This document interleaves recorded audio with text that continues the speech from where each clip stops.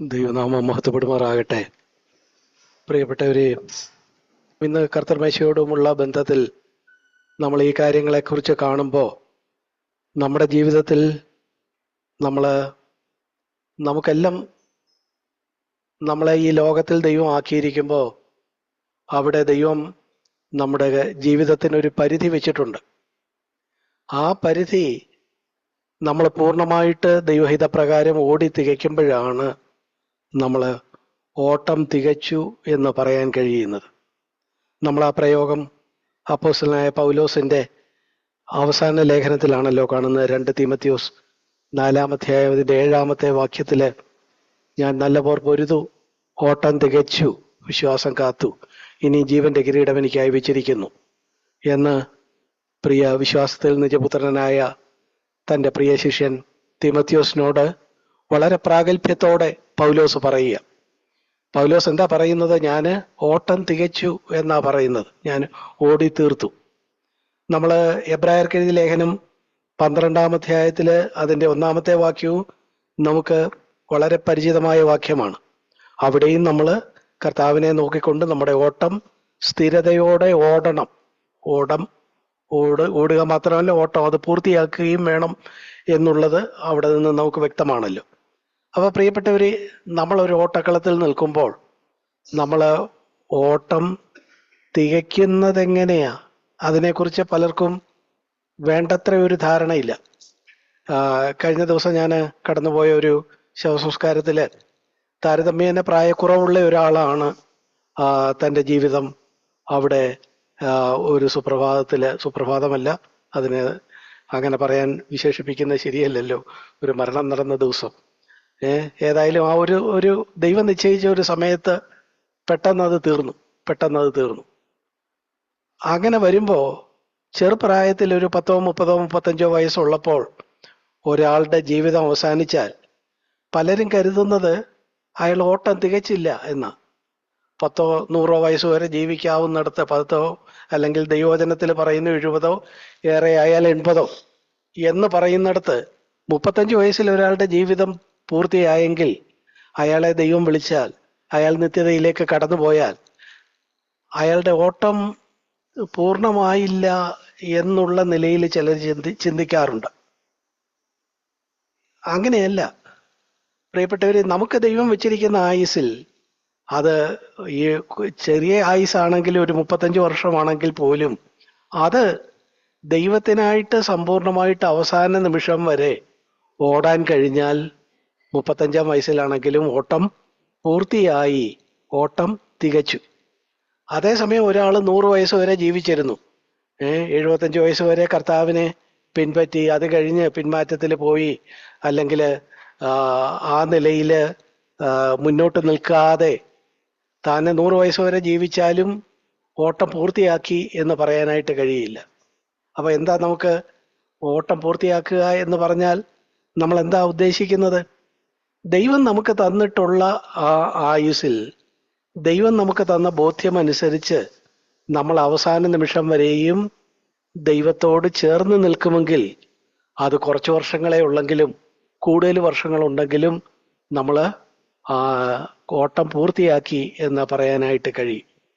കേവലം ഈ കാലദൈർഘ്യമല്ല ഒരോട്ടം പൂർണ്ണമാണോ പൂർണ്ണമല്ലയോ എന്ന് നിശ്ചയിക്കുന്നത്. ആ കാലദൈർഘ്യം എത്രയാണെങ്കിലും, അത് കൂടുതലാണെങ്കിലും കുറവാണെങ്കിലും, ആ കാലദൈർഘ്യം പൂർത്തിയാകുമ്പോൾ ആ ആള് എങ്ങനെയായിരിക്കണം?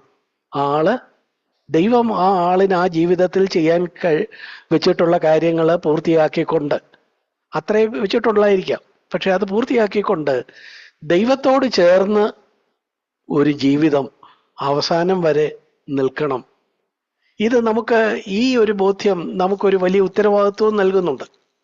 നമുക്കൊക്കെ നമ്മുടെ മുമ്പിൽ എത്ര ആയുസ്സുണ്ട് എന്നാണ് നമ്മുടെ ഈ ലോകത്തിലെ ജീവിതം അവസാനിക്കുക എന്ന് നമുക്ക് അറിഞ്ഞുകൂടാ. അതുകൊണ്ട് നമുക്ക് ഇപ്പൊ ചെറുപ്പമല്ലേ, ഇപ്പം കുറച്ചൊക്കെ ഈ കാര്യങ്ങളെ ഗൗരവമായിട്ട് എടുക്കാതെ ലോകത്തിന്റെ വഴിയിലും ഒക്കെ നടന്നിട്ട് പിന്നെ ഒരു 60, 70 വയസ്സാകുമ്പോൾ അന്നേരം ഞാൻ വിശ്വാസത്തിൽ കൂടുതൽ കർത്താവിനോട് അടുത്ത് അങ്ങനെ ഓട്ടം തികയ്ക്കാം എന്ന് പറഞ്ഞിരുന്നാൽ ചിലപ്പോൾ അതിനുള്ള അവസരം ലഭിച്ചില്ല എന്ന് വരും.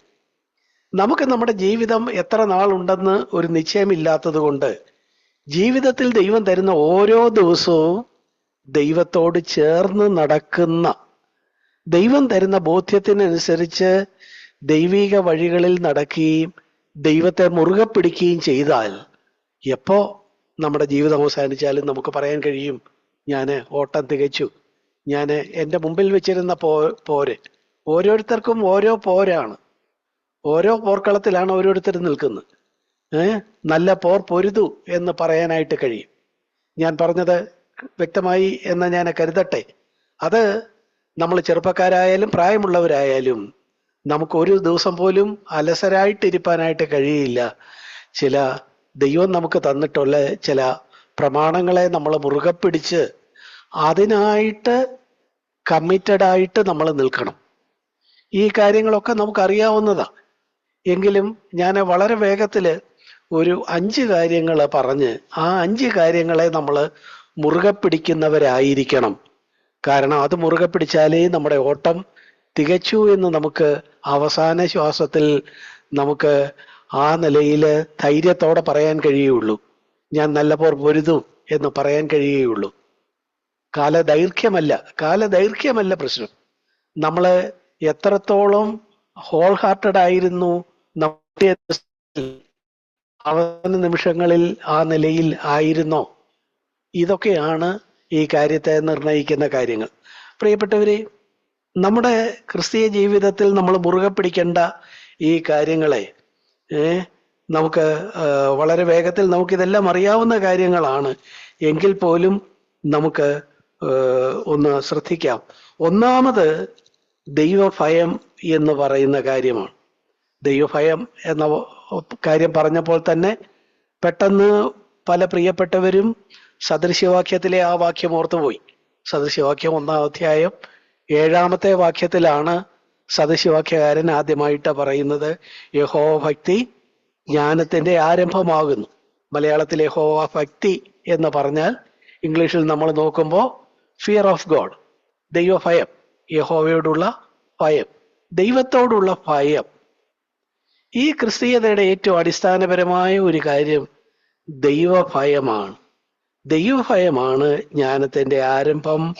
അത് ഉള്ളവന് മാത്രമേ ദൈവം ആഗ്രഹിക്കുന്ന നിലയിൽ ഈ കാര്യത്തെ മുറുകെ പിടിക്കാനായിട്ട്, ഇത് മുന്നോട്ട് കൊണ്ടുപോകാനായിട്ട് കഴിയുള്ളൂ.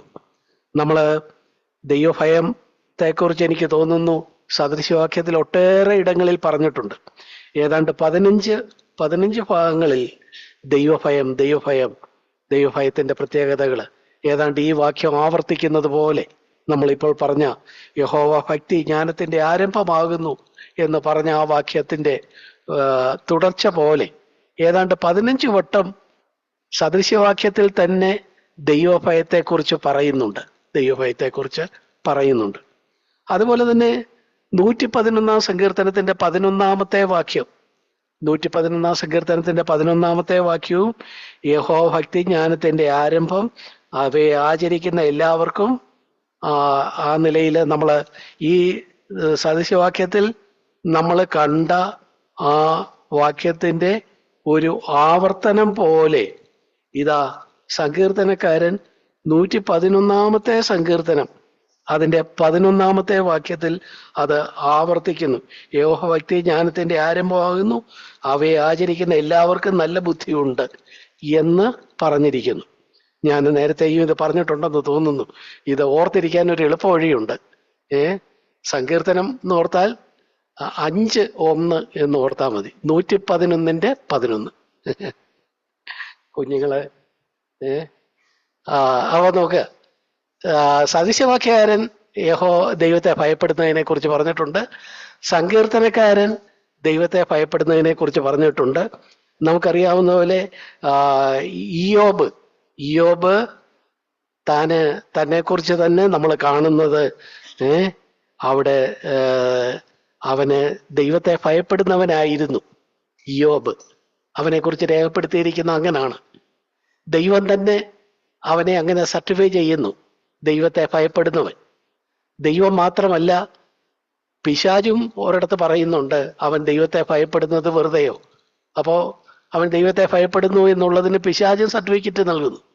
പിശാചിന്റെ ഒരു മൗത്ത് പീസ് പോലെ ഉള്ള ഇയ്യോബിന്റെ ഭാര്യയും പറയുന്നു, നീ നിന്റെ ദൈവഭക്തി മുറുകെ പിടിച്ചുകൊണ്ടിരിക്കുന്നു, അത് വിട്ടുകളക. അപ്പൊ ദൈവഭക്തി ഉണ്ടെന്ന് കൂടെ താമസിക്കുന്ന ഭാര്യയും സമ്മതിക്കുന്നു. നോക്കുക, ഒരു മനുഷ്യനെ കുറിച്ച് എത്ര പേരാണ് സാക്ഷ്യം പറയുന്നത്? എന്താ പറയുന്ന സാക്ഷ്യം? ഇദ്ദേഹം വലിയ സുവിശേഷ പ്രവർത്തനം ചെയ്തു എന്നാണോ പറയുന്നത്? അങ്ങനെയൊന്നും അല്ല പറയുന്നത് അവന് ദൈവഭയം ഉണ്ടായിരുന്നു, ദൈവഭയം ഉണ്ടായിരുന്നു. യെശയ്യാവിന്റെ പുസ്തകത്തിലും നമ്മൾ ഈ കാര്യം കാണുന്നുണ്ട്. 63:17 വാക്യം, ദൈവമേ നിന്നെ ഭയപ്പെടുവാൻ തക്കവണ്ണം ഞങ്ങളുടെ ഹൃദയത്തെ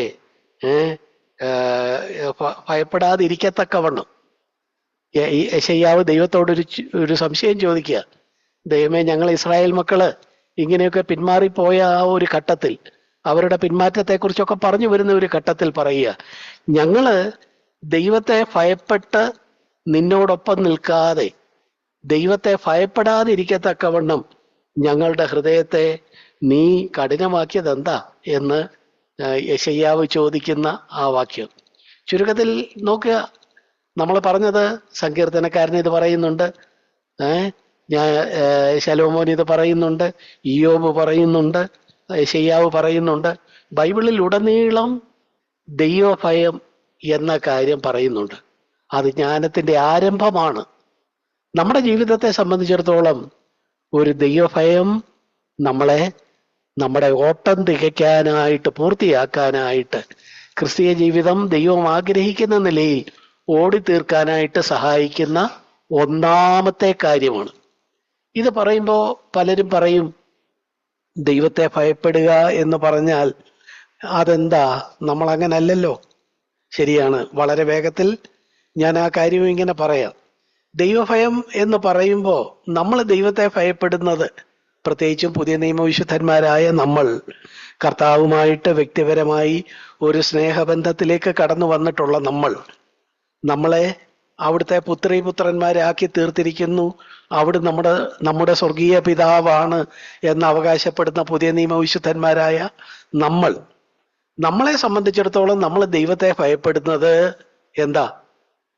കള്ളൻ പോലീസിനെ ഭയപ്പെടുന്നത് പോലെയല്ല, അല്ലെങ്കിൽ വേറെ ആ നിലയില് ഈ ആള് വന്ന് എന്നെ പീഡിപ്പിക്കുമോ, എന്നെ ഉപദ്രവിക്കുമോ എന്നുള്ള ഒരുതരം മാനുഷിക ഭയത്തിനപ്പുറത്ത് നമ്മൾ ദൈവത്തെ ഭയപ്പെടണമെന്ന് പറയുമ്പോൾ അതിന് സ്നേഹത്തിൽ അധിഷ്ഠിതമായ ഒരു ഭയമാണുള്ളത്.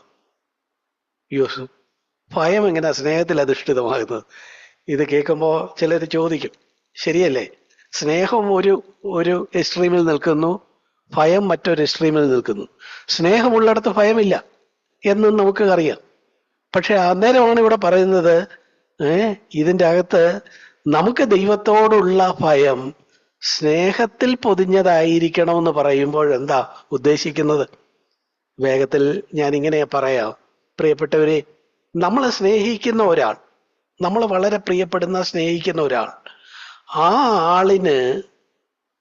ആളിനോടൊപ്പം നമ്മൾ ജീവിക്കുമ്പോൾ നമ്മൾ പറഞ്ഞ ഒരു വാക്ക് അല്ലെങ്കിൽ ഒരു പ്രവൃത്തി ആ ആളിനെ വിഷമിപ്പിച്ചോ എന്നൊരു ഭയം അത് പറഞ്ഞു കഴിഞ്ഞ് നമുക്കുണ്ടായാൽ അതെന്തിന്റെ അടിസ്ഥാനത്തിലുള്ള ഭയമാണ്? ഈ ആള് ഉടനെ ദേഷ്യപ്പെട്ട ഒരു വടിയെടുത്ത് തന്നെ അടിക്കും എന്ന് വിചാരിച്ചുള്ള ഭയമാണോ? അല്ല, സ്നേഹത്തിലുള്ള ഭയമാണ്. ഞാൻ സ്നേഹിക്കുന്ന ഒരു കുടുംബജീവിതത്തിലാകട്ടെ, ഒരു ജീവിത പങ്കാളി, താന് പ്രിയപ്പെടുന്ന തൻ്റെ ജീവിത പങ്കാളിയെ ഞാനൊരു വാക്കുകൊണ്ട് വിഷമിപ്പിച്ചോ എന്ന് ഒരു ആരോഗ്യകരമായ ഒരു ഭയം സ്നേഹത്തിൽ അധിഷ്ഠിതമായ ഒരു ഭയമാണ്.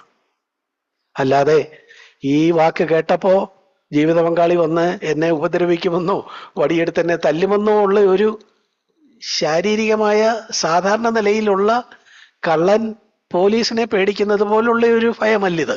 മറിച്ച് എന്നെ സ്നേഹിക്കുന്ന, എന്നെ വിശ്വസിക്കുന്ന ഒരാളെ ഞാൻ എൻ്റെ പ്രവൃത്തി കൊണ്ട്, എൻ്റെ വാക്കുകൊണ്ട് മുറിപ്പെടുത്തി പോയോ, അയ്യോ ഞാനത് ഉദ്ദേശിച്ചില്ല, പക്ഷെ അങ്ങനെ സംഭവിച്ചു പോയോ എന്നുള്ള ആരോഗ്യകരമായ ഒരു ഭയം, അതാണ് ദൈവത്തോടുള്ള ബന്ധത്തിൽ നമുക്കുള്ള ദൈവഭയം. പുതിയ നിയമവിശ്വാസികളായ നമുക്കുള്ള ദൈവഭയം എന്താ? നമ്മളെ സ്നേഹിച്ചു കർത്താവ്, ലോകസ്ഥാപനത്തിന് മുമ്പേ നമ്മെ സ്നേഹിച്ചു എന്ന് മാത്രമല്ല, നമ്മളെ തെരഞ്ഞെടുത്തു, നമ്മളെ ദത്തെടുത്തു, നമ്മളെ മുൻ നിയമിച്ചു, നമുക്ക് വേണ്ടി ജീവൻ തന്നു, നമ്മളെ കാലാകാലങ്ങളിൽ ഈ സത്യത്തിലേക്ക് കൊണ്ടുവന്നു, നമ്മളെ ദിനംതോറും നടത്തുന്നു, നമുക്ക് നിത്യത ദൈവം അവകാശമായി തന്നിരിക്കുന്നു. എല്ലാം സ്നേഹമാണ്. ഏറ്റവും ഇസഡ് ദൈവത്തിന് നമ്മോടുള്ള ബന്ധം സ്നേഹമാണ്. അത്രമേൽ എന്നെ സ്നേഹിക്കുന്ന എൻ്റെ പ്രിയപ്പെട്ട ദൈവത്തെ, എൻ്റെ പ്രിയപ്പെട്ട കർത്താവിനെ, കർത്താവെ, നീ ആഗ്രഹിക്കാത്ത ഒരു മനോഭാവം കൊണ്ട്, ഒരു ചിന്ത കൊണ്ട്, ഒരു പ്രവൃത്തി കൊണ്ട് ഞാൻ അങ്ങയെ മുറിപ്പെടുത്തിയോ? അങ്ങയുടെ കയ്യിലും കാലിലും അവരാണിയടിച്ചു, മുറിവുകൾ തന്നു. ഇന്നിപ്പം ഞാനും എൻ്റെ ഒരു വാക്കുകൊണ്ട് നിന്റെ കയ്യിൽ ഒരു ആണി അടിച്ചോ? ഞാനും ഒരു കുന്തം കൊണ്ട് നിന്റെ മാർവ് കുത്തിത്തുളച്ചോ? എൻ്റെ ഒരു തെറ്റായ പ്രവൃത്തി കൊണ്ട്. ഞാൻ അങ്ങനെ ചെയ്യാൻ അവിടുന്ന് ആഗ്രഹിക്കുന്നില്ല. തീർച്ചയായിട്ടും എന്നെ സ്നേഹിക്കുന്ന അവിടുന്ന് എന്നിൽ നിന്ന് ഏറ്റവും നല്ല ഒരു പ്രതികരണമാണ് ആഗ്രഹിച്ചത്. പക്ഷെ ഞാൻ ആ സമയത്ത് അവിടുത്തെ പ്രതീക്ഷയ്ക്കൊത്ത് ഉണരാതെ അങ്ങയെ നിരാശപ്പെടുത്തിയോ? അങ്ങയെ ദുഃഖിപ്പിച്ചു കളഞ്ഞോ? അങ്ങയുടെ സ്നേഹത്തെ ഞാൻ വിലമതിക്കാതിരുന്നോ? ഈ നിലയില് സ്നേഹത്തിൽ അധിഷ്ഠിതമായ ഒരു ദൈവഭയമാണ് നമ്മള് പുതിയ നിയമവിശ്വാസികളായ നമ്മളെ സംബന്ധിച്ചിടത്തോളം കൂടുതൽ പ്രസക്തമായിട്ടുള്ളത്. തീർച്ചയായിട്ടും വലിയ പാപത്തിലൊക്കെ വീണ് ആ നിലയിലൊക്കെ പോകുന്നവർക്ക് ഭയമുണ്ട്, ഇല്ലെന്നല്ല ഞാൻ പറയുന്നത്, അത് വേണം താനും. എങ്കിലും സാധാരണ നിലയിൽ ക്രിസ്തീയ ജീവിതം നയിക്കുന്ന, ദൈവത്തോടുള്ള ഒരു സ്നേഹബന്ധത്തിൽ ഈ കാര്യത്തിലേക്ക് കടന്നു വന്നിരിക്കുന്ന നമ്മെ സംബന്ധിച്ചിടത്തോളം, കർത്താവേ, എനിക്കൊരു ആരോഗ്യകരമായ ഒരു ഭയമുണ്ട്. എന്താ? ഞാൻ എൻ്റെ ഒരു വാക്കുകൊണ്ട്, എൻ്റെ ഒരു മനോഭാവം കൊണ്ട്, എൻ്റെ ഒരു ചിന്ത കൊണ്ട്, എൻ്റെ ഒരു പ്രവൃത്തി കൊണ്ട്, കർത്താവേ, ഞാൻ അങ്ങയുടെ കയ്യിൽ വീണ്ടും ആണിയടിക്കുകയാണോ ചെയ്തത്? അങ്ങയുടെ മാർവിൽ ഞാൻ ആ പറഞ്ഞ ആ വാക്കുകൊണ്ട് വീണ്ടും ഞാൻ ആ പടയാളി കുത്തിയതുപോലെ കുത്തി അങ്ങേ മുറിവേൽപ്പിക്കുകയാണോ ചെയ്തത് എന്നുള്ള ആരോഗ്യകരമായ ഒരു ഭയം നമ്മളെ എന്ത് ചെയ്യും? നമ്മളെ സൂക്ഷ്മതയോടെ ജീവിക്കാൻ സഹായിക്കും. അപ്പൊ ഈ ദൈവഭയമാണ് ഒന്നാമത്തെ കാര്യം. രണ്ടാമത്തെ കാര്യം, ഇതെല്ലാം നമുക്കറിയാവുന്ന കാര്യങ്ങളാണ്. രണ്ടാമത്തേത് വിശ്വാസം എന്ന് പറയുന്നതാണ്. റോമർക്ക് എഴുതിയ ലേഖനം 1-ാം അധ്യായം അതിന്റെ 17-ാമത്തെ വാക്യം വളരെ പ്രസിദ്ധമായ ഒരു വാക്യമാണ്. ആ വാക്യം പലയിടത്ത് ആവർത്തിക്കുന്നുണ്ട്, നമുക്കറിയാം. എന്താ ആ വാക്യം പറയുന്നത്? റോമർ 1:17 എന്താ പറയുന്നത്? അവിടെ നമ്മൾ കാണുന്നു, എൻ്റെ നീതിമാൻ വിശ്വാസത്താല് ജീവിക്കും. അപ്പൊ നമ്മൾ നമ്മുടെ ഈ ക്രിസ്തീയ ജീവിതം മുഴുവൻ ദൈവം ആഗ്രഹിക്കുന്ന നിലയിൽ ജീവിക്കുക എന്നുള്ള കാര്യം പറഞ്ഞാണ് നമ്മൾ ഇതിലേക്ക് വന്നത്. നമുക്ക് അങ്ങനെ ജീവിക്കണമെന്നുണ്ടെങ്കിൽ, ഓട്ടം പൂർത്തിയാക്കണമെന്നുണ്ടെങ്കിൽ, ഓട്ടം സ്ഥിരതയോടെ ഓടണമെന്നുണ്ടെങ്കിൽ നമ്മൾ എന്ത് വേണം? അത് അങ്ങനെ ഒരു ജീവിതം അവസാനത്തെ ലാപ്പ് വരെ ഓടി പൂർത്തിയാക്കണമെങ്കിൽ എന്തുകൊണ്ടേ കഴിയുള്ളൂ എന്നാണ് ഇവിടെ പറയുന്നത്. വിശ്വാസത്താലേ കഴിയുള്ളൂ. അത് നീതിമാനാണെങ്കിലും ദൈവം തൻ്റെ രക്തത്താൽ നീതീകരിച്ച് തൻ്റെ മക്കളാക്കിയിട്ടുള്ള നമ്മളെ എന്താ പറയുന്നത്? ദൈവവചനം നീതിമാന്മാർ എന്നാ പറയുന്നത്. നമ്മുടെ പേരെന്താ? സ്വർഗം നമ്മളെ വിളിക്കുന്നത് എന്താ? സെയിന്റ് ജോസഫ് എന്നും നിങ്ങൾ നിങ്ങളുടെ പേര് വെച്ചിട്ട് പറയുക, സെയിന്റ് വർഗീസ് എന്നും. നമുക്ക് ധൈര്യത്തോടെ പറയാം, ഞാൻ സെയിന്റ്, നമ്മുടെ പേര് പറയുക. എങ്ങനെയാ നമ്മൾ സെയിന്റ് ആയത്? നമ്മളെ നോക്കുമ്പോൾ സെയിന്റ് ആയതിന്റെ വല്ല എന്തെങ്കിലും ലക്ഷണമുണ്ടോ? ഇല്ല. പക്ഷേ ദൈവം എന്ത് ചെയ്തു? ദൈവം നമ്മളെ നീതീകരിച്ചു. രക്ഷയിലേക്ക് വന്നപ്പോ നമ്മളെ നീതീകരിച്ച്, നമ്മളെ സാങ്ക്ടിഫൈ ചെയ്ത്, നമ്മളെ സെയിന്റ്, നമ്മളെ നീതിമാന്മാർ എന്ന് പ്രഖ്യാപിച്ചു. അപ്പൊ ഇവിടെ ഇരിക്കുന്ന എത്ര നീതിമാന്മാരാ ഇവിടെ ഇരിക്കുന്നത്? എത്ര സെയിൻസ് ആണ് ഇവിടെ ഇരിക്കുന്നത്? പ്രിയപ്പെട്ടവരെ, ഈ നീതിമാനും എങ്ങനെയാ പൂർത്തിയാക്കാൻ കഴിയുന്നത്? ആ ജീവിതം പൂർത്തിയാക്കാൻ കഴിയുന്നത്? എൻ്റെ നീതിമാൻ വിശ്വാസത്താൽ ജീവിക്കും. അതുകൊണ്ട് വിശ്വാസം വളരെ പ്രധാനപ്പെട്ട ഒരു കാര്യമാണ് എന്നുള്ള കാര്യം നമ്മൾ ഓർത്തിരിക്കണം. ഈ വിശ്വാസത്തെക്കുറിച്ച് പറയുമ്പോൾ അവിടെയും നമുക്കൊരു വ്യക്തതയുള്ളത് നല്ലതാണ്.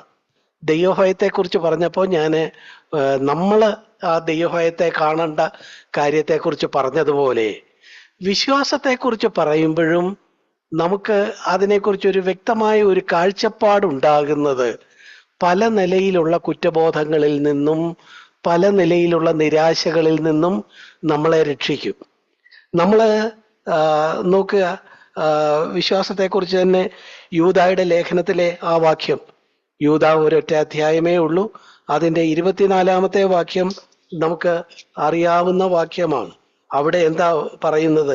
വീഴാതെ വണ്ണം നിങ്ങളെ സൂക്ഷിച്ച് തൻ്റെ മഹിമാസന്നിധിയിൽ കളങ്കമില്ലാത്തവരായി ആനന്ദത്തോടെ നിർത്തുവാൻ ശക്തിയുള്ളവന്.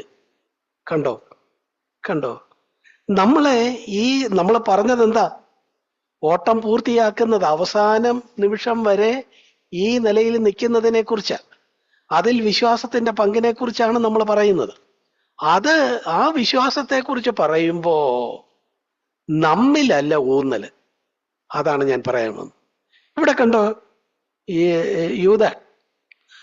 യൂദായുടെ ലേഖനത്തിലെ 24-ാമത്തെ വാക്യത്തിൽ നമ്മളെക്കുറിച്ചല്ല പറയുന്നത്. വീഴാതെ നിൽക്കുമ്പോ നമ്മൾ അവസാനം വരെ വിശ്വാസം പിടിച്ചു നിൽക്കുന്നു എന്ന് പറഞ്ഞ് നമ്മിലല്ല ഊന്നല്, മറിച്ച് എന്തിലാ ഊന്നല്? വീഴാതെ വണ്ണം നിങ്ങളെ സൂക്ഷിച്ച് തൻ്റെ മഹിമാസന്നിധിയിൽ കളങ്കമില്ലാത്തവരായി ആനന്ദത്തോടെ നിർത്തുവാൻ ശക്തിയുള്ളവന് നമ്മുടെ കർത്താവായ യേശു ക്രിസ്തു മുഖാന്തരം എന്നേക്കും മഹിമയും ബലവും അധികാരം ഉണ്ടാകുമാറാകട്ടെ, ആമേൻ എന്ന് പറഞ്ഞ് യൂദ തൻ്റെ ആ ലേഖനോട് അവസാനിപ്പിക്കുക. നോക്കുക, ഇവിടെ ബത്തപ്പാടെല്ലാം ആർക്കാ? നിങ്ങൾക്ക് മനസ്സിലാക്കാൻ വേണ്ടി ഞാൻ വളരെ ലളിതമായിട്ട് പറയേ, ഇവിടെ ഈ ആളിനെ നിലനിർത്തുന്നതിന്റെ ബത്തപ്പാടെല്ലാം ആർക്കാ? ദൈവത്തിനാ, അല്ലേ? എന്താ ഇവിടെ പറയുന്നത്? വീഴാതെ വണ്ണം ഇയാളെ സൂക്ഷിക്കണം. വീഴാതെ സൂക്ഷിക്കണം. ആരാ ഈ ചെയ്യുന്നത്? ദൈവമായി ചെയ്യുന്നത്. വീഴാതെ സൂക്ഷിക്കണം, എന്നിട്ട് തൻ്റെ മഹിമാസന്നിധിയിൽ കൊണ്ടുവന്ന് ഒരിക്കൽ നിർത്തണം. അവിടെ നിർത്തുമ്പോൾ കളങ്കമില്ലാത്തവരായിട്ട് നിർത്തണം, ആനന്ദത്തോടെ നിർത്തണം. ഇതിന് കുറച്ച് ശക്തി വേണം. ആ ശക്തിയൊക്കെ ദൈവത്തിനുണ്ട്. അപ്പോ നമ്മുടെ വിശ്വാസ ജീവിതം പൂർത്തിയാക്കുന്നതിന്റെ ബത്തപ്പാടൊക്കെ ആർക്കാ യൂദ ആരോപിച്ചിരിക്കുന്നത്? ദൈവത്തിന്. അതിന്റെ ഗുണഫലങ്ങളെല്ലാം ആർക്കാ കിട്ടുന്നത്? നമ്മളാ കൈയാളുന്നു. നോക്ക്, ഒന്ന്, നമ്മൾ വീഴുന്നില്ല, നമ്മൾ സൂക്ഷിക്കപ്പെട്ടിരിക്കുന്നു, നമ്മൾ അവന്റെ മഹിമാസന്നിധിയിൽ ചെന്ന് നിൽക്കും. അതും എങ്ങനെ? കളങ്കമില്ലാതെ നിൽക്കും. ഇതിന് ഈ കാര്യത്തിനെല്ലാം ഉള്ള ശക്തിയും ദൈവം ചെയ്തോളും, നമ്മളൊന്നും അറിയണ്ട എന്നുള്ള മട്ടിലായി ഈ കാര്യം പറഞ്ഞേക്കുന്നത്. വിശ്വാസം എന്ന് പറഞ്ഞാൽ ഒരളവിൽ, പ്രിയപ്പെട്ടവരെ, അതിനെ വ്യവച്ഛേദിച്ച് ചെല്ലുമ്പോൾ ഇത് നമ്മിൽ അധിഷ്ഠിതമായ ഒരു കാര്യമല്ല. വിശ്വാസത്തിന്റെ നായകനും പൂർത്തി വരുത്തുന്നവനുമായ യേശു, ദ ഓതർ ആൻഡ് ഫിനിഷർ, വിശ്വാസത്തിന്റെ നായകനും പൂർത്തി വരുത്തുന്നവനുമായ യേശു. ഈ വിശ്വാസത്തിൽ നമ്മൾ ക്ഷീണിച്ചു പോകാതിരിക്കാൻ നമ്മൾ എങ്ങോട്ടാ നോക്കേണ്ടത്? നമ്മളെ തന്നെ നോക്കിയാൽ എത്ര വേഗത്തിൽ ക്ഷീണിച്ചു പോയി എന്ന് പറഞ്ഞാൽ മതി. കാര്യം നമ്മളെ തന്നെ നോക്കിയാൽ ഒരു രക്ഷയില്ല. നമ്മൾ ഈ വിശ്വാസത്തിന്റെ കാര്യത്തിൽ ആരെ നോക്കണം? ദൈവത്തെ നോക്കണം. വിശ്വാസത്തിന്റെ നായകനും പൂർത്തി വരുത്തുന്നവനുമായ യേശുവിനെ നോക്കുക. കണ്ടോ, ഈ ക്രിസ്തീയ ജീവിതം ഭാരപ്പെടുന്ന ജീവിതമാണെന്ന് ആരാ പറഞ്ഞത്? അന്നേരം പറയാം വിശ്വസിക്കണ്ടേ? ഈ വിശ്വാസം പോലും ദൈവം ആ കാര്യം വിശ്വാസത്തിനും തുടക്കക്കാരനും പൂർത്തി വരുത്തുന്നവനും അവനാണ്. അവനെ നോക്കിയാ മതി. അവനെ നോക്കി, അതെ ദൈവമേ അവിടുന്ന് അത് ചെയ്യും എന്ന് ഏറ്റുപറഞ്ഞാ മതി. അല്ലാതെ ഇതൊരു ഭാരപ്പെടുത്തുന്ന ഒരു കാര്യമായിട്ട് നമ്മൾ പലരും ചിന്തിച്ചു പോകും. ഞാൻ പറഞ്ഞത് വ്യക്തമായോ പ്രിയപ്പെട്ടവരെ? ഇന്നത്തെ കാലഘട്ടത്തിൽ എൻ്റെ നീതിമാൻ വിശ്വാസത്താൽ ജീവിക്കും, അതുകൊണ്ട് നമ്മൾ വിശ്വാസം വേണമല്ലോ എന്ന് പറയുമ്പോൾ തന്നെ ആ വിശ്വാസം നമ്മൾ തന്നെ നമ്മുടെ ഹൃദയത്തിൽ ഉൽപ്പാദിപ്പിച്ചെടുത്ത് ഒരു സംശയവുമില്ലാതെ എന്തോ കൊണ്ടുവന്ന് ദൈവത്തിന് കാഴ്ചവെക്കുക എന്നുള്ള നിലയിലല്ല, മറിച്ച് വീഴാതെ വണ്ണം നിങ്ങളെ സൂക്ഷിച്ച് തന്റെ മഹിമാസന്നിധിയിൽ കളങ്കമില്ലാതെ നിർത്തുവാൻ ശക്തിയുള്ള അവനെ നോക്കുക, അവനെ സ്തുതിക്കുക, ആമേൻ പറയുക, അക്നോളജ് ചെയ്യുക. ഇതാണ് വിശ്വാസം. വിശ്വാസം അവനിൽ കേന്ദ്രീകരിച്ചാണ്, നമ്മിൽ കേന്ദ്രീകരിച്ചുള്ള ഒരു കാര്യമല്ല എന്ന് നമ്മൾ ഓർക്കണം. 1 തെസ്സലോനിക്കർ 5-ാം അധ്യായം 24-ാമത്തെ വാക്യം നോക്കുക. 1 തെസ്സലോനിക്കർ 5-ാം അധ്യായം 24-ാമത്തെ വാക്യം. നിങ്ങളെ വിളിച്ചവൻ ആരാണ്? അവിടുന്ന് വിശ്വസ്തനാണ്.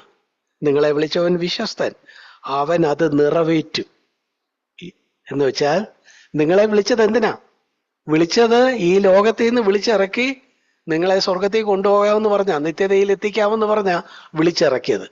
വിളിച്ചിറക്കിയെങ്കിൽ വിളിച്ചിറക്കിയവൻ വിശ്വസ്തൻ.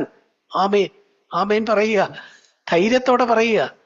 വിശ്വാസം എന്ന് പറയുന്നത് നമുക്ക് ഫീൽ ചെയ്യാത്തതും നമുക്ക് തൊടാൻ പറ്റാത്തതുമായ ചില കാര്യം തന്നെയാണ്. നമ്മുടെ ഒരു പ്രശ്നം പലപ്പോഴും നമുക്കത് ഫീൽ ചെയ്യണം. വിശ്വാസം എന്ന് പറയുന്നത് ആ നിലയിലല്ല. പ്രിയപ്പെട്ടവരെ, ദൈവത്തിൽ പൂർത്തീകരിച്ചിരിക്കുന്ന ഒരു കാര്യത്തെ കണ്ട് ദൈവം അത് ചെയ്യും, അവിടുന്ന് അത് ശക്തനാണ്, അവിടുന്ന് എന്നോടത് പൂർത്തിയാക്കാൻ കരുണയുള്ളവനാണ് എന്ന് ദൈവത്തിന്റെ ശക്തിയെയും ദൈവത്തിന്റെ കരുണയെയും കണ്ട് ദൈവത്തെ സ്തുതിച്ച് ദൈവത്തോടൊപ്പം നിന്നാ മാത്രം മതി. അല്ലാതെ നമുക്കൊരു അധ്വാനമില്ല. വീഴാതെ വണ്ണം നമ്മളെ സൂക്ഷിച്ച് തന്റെ മഹിമാസന്നിധിയിൽ കളങ്കമില്ലാത്തവരായിട്ട് ആനന്ദത്തോടെ അവൻ നിർത്തിക്കൊള്ളും. അവൻ നിർത്താൻ ശക്തൻ, അവൻ നിർത്താൻ കരുണയുള്ളവൻ എന്നുള്ള ആ ഒരു അക്നോളജ്മെന്റ് ആണ് വിശ്വാസം. അല്ലാതെ നമ്മുടെ ഹൃദയത്തിൽ എന്തെല്ലാമോ തൈര് കടയുന്ന പോലെ കടഞ്ഞ് രാവിലെ വിശ്വാസം ഉണ്ടാക്കുക, രാവിലെ ഇരുന്ന്. പ്രിയപ്പെട്ടവരെ, അങ്ങനെയൊക്കെയാ ക്രിസ്തീയ ജീവിതം ഭാരപ്പെടുന്ന ഒരു ജീവിതമായി പോകുന്നത്. ഞാൻ ഇത് പറയുമ്പോൾ ഇതിനെ പറയുന്ന അർത്ഥത്തിലാണ് എടുക്കേണ്ടത്. ഈ കാര്യങ്ങളൊക്കെ എങ്ങനെയും ഒക്കെ കഴിഞ്ഞേച്ച് ദൈവം ഉണ്ടല്ലോ എന്ന് പറഞ്ഞ് ജീവിക്കാനുള്ള ഒരു ലൈസൻസ് ആയിട്ട് ഇതിന്റെ മറുകോണിൽ ഇതിനെ എടുക്കരുത്. എന്നാൽ ആത്മാർത്ഥതയുള്ള സത്യസന്ധരായ വിശ്വാസികൾ എന്നുള്ള നിലയിൽ നമ്മുടെ ക്രിസ്തീയ ജീവിതം ദൈവത്തെ വിശ്വസിച്ച് മുന്നോട്ട് പോകുന്നതൊക്കെ ഒരു ഭാരപ്പെടുത്തുന്ന ഒന്നായിരിക്കാൻ ദൈവം ആഗ്രഹിക്കുന്നില്ല. നമ്മളെ വിളിച്ചിറക്കിയെങ്കിൽ അവൻ അവിടെ കൊണ്ടുവന്ന് എത്തിക്കാൻ അവൻ വിശ്വസ്തൻ, അവൻ അത് നിറവേറ്റും. Full stop. നിറവേറ്റും എന്ന് പറഞ്ഞാൽ ഇതാരാ പറഞ്ഞത്? സർവശക്തനായ ദൈവം പറഞ്ഞത്. ആ ദൈവത്തിന് അതിന് ശക്തിയില്ലേ? ഉണ്ട്, ശക്തിയുണ്ട്. Praise the Lord. ആ ദൈവത്തിന് അത് എന്നെ അങ്ങനെ കൊണ്ടുവന്ന് എത്തിക്കാൻ എന്നോട് സ്നേഹമില്ലേ? ഉണ്ട്. Praise the Lord. ചുരുക്കത്തിൽ പ്രൈസ് ദി ലോർഡ് പറയുന്ന ഒരു പരിപാടിയെ നമുക്കുള്ളൂ. ഞാൻ പറയുന്നത് ആ അർത്ഥത്തിലെ എടുക്കാവേ പ്രിയപ്പെട്ടവര്. അപ്പൊ നോക്കുക, ഈ നിലയില് വിശ്വാസം എന്ന് പറയുന്നതിനെ ഒത്തിരി കോംപ്ലിക്കേറ്റഡ് ആക്കേണ്ട കാര്യമില്ല. ഒരു ദൈവഭക്തൻ ഒരിക്കൽ പറഞ്ഞു, വിശ്വാസം എന്ന് പറയുന്നത് നമ്മുടെ ആ വിശ്വാസത്തെ നമ്മള് സംശയത്തിന്റെ ഒരു ഫ്ലാസ്കിലാ വെച്ചേക്കുന്നത്. ചൂട് ചായയൊക്കെ ചൂട് പോകാതിരിക്കാൻ വേണ്ടി ചിലര് ഫ്ലാസ്കിൽ കൊണ്ട് നടക്കുകയില്ലേ? നമ്മള് ഈ വിശ്വാസത്തെ പലപ്പോഴും എന്താ ചെയ്തേക്കുന്നത്? നമ്മളൊരു ഫ്ലാസ്കിലായി ഈ വിശ്വാസത്തെ കൊണ്ട് കിടക്കുന്നത്. ആ ഫ്ലാസ്ക് എന്തോ ഫ്ലാസ്കാ? ആ ഫ്ലാസ്ക് എന്ത് ഫ്ലാസ്കാ? നമ്മുടെ ആ സംശയത്തിന്റെ ഫ്ലാസ്കാ. പലരെയും കണ്ട് നോക്കുക, പലരെയും സഹോദര, എന്തുണ്ട് സഹോദര, സഹോദരി എങ്ങനെ ഇരിക്കുന്നു? എന്തോ പറയാനാ ബ്രദറെ, എന്തോ പറയാൻ. ഇത് വല്ലതും നമ്മളെ കൊണ്ട് വല്ലതും ഒക്കുമോ? നമ്മളിലല്ല നോക്കേണ്ടത്. അങ്ങനെ ഒരു ടെൻഡൻസി എപ്പോഴും വരും തുടർന്ന് നമ്മൾ എന്ത് പറയണം? നമ്മളെ നോക്കണ്ട, ദൈവത്തെ നോക്കുക. കർത്താവേ, അവിടുന്ന് വിശ്വസ്തൻ, അവിടുന്ന് അത് നിറവേറ്റും, അവിടത്തേക്ക് നന്ദി, ഞാൻ അങ്ങേ സ്തുതിക്കുന്നു. ആ വിശ്വാസം, അതാണ് നമ്മളെ നിലനിർത്തുന്നത്. പുതിയ നിയമവിശ്വാസം അതാണ്. ആ നിലയിൽ ആ കാര്യത്തെ കാണുക. അപ്പൊ നമ്മൾ വേഗത്തിൽ പോയാൽ നമ്മൾ പറഞ്ഞു, ഒന്ന് ദൈവഭയം എന്ന് പറഞ്ഞു. ആ ഭയം തന്നെ കേവലം കള്ളൻ പോലീസിനെ പേടിക്കുന്നത് പോലെയല്ല, ഒരു സ്നേഹത്തിൽ അധിഷ്ഠിതമായ ഒരു ഭയമാണുള്ളത്. ലോകത്തിന് ഇതൊന്നും മനസ്സിലാകുകയില്ല. സ്നേഹത്തിൽ അധിഷ്ഠിതമായ ഭയമോ, സംശയത്തിന്റെ ഫ്ലാസ്കിലിരിക്കുന്ന വിശ്വാസമോ? പ്രിയപ്പെട്ടവരെ, നമ്മൾ ഈ ലോകത്തായിരിക്കുന്നിടത്തോളം നമ്മുടെ ജീവിതത്തിൽ പലപ്പോഴും സംശയങ്ങൾ വരാം. വരരുതെന്ന് പറയുന്നില്ല, കാര്യം ജഡത്തിലാണ് നമ്മളായിരിക്കുന്നത്. പക്ഷെ ആ സംശയം വരുമ്പോ നമ്മൾ എന്തോ ചെയ്യണം? ആ ഫ്ലാസ്കിനെയല്ല നോക്കേണ്ടത്, അതിൻ്റെ അകത്തിരിക്കുന്ന ചൂട് ചായയെ കണ്ടിട്ട് സന്തോഷിക്കുക, ദൈവത്തിന് നന്ദി പറയുക. ദൈവമേ, ഞാൻ ഇങ്ങനെയൊക്കെ ആണെങ്കിലും അവിടുത്തെ മകനാണല്ലോ, ലോക സ്ഥാപനത്തിന് മുമ്പേ എന്നെ വിളിച്ചല്ലോ, എനിക്ക് വേണ്ടിയാണല്ലോ അവസാനത്തുള്ള രക്തം വരെ ചിന്തി തന്നത്. ഇതൊരു ലൈസൻസ് ആയിട്ട് എടുക്കും എന്ന് പേടിക്കണ്ട.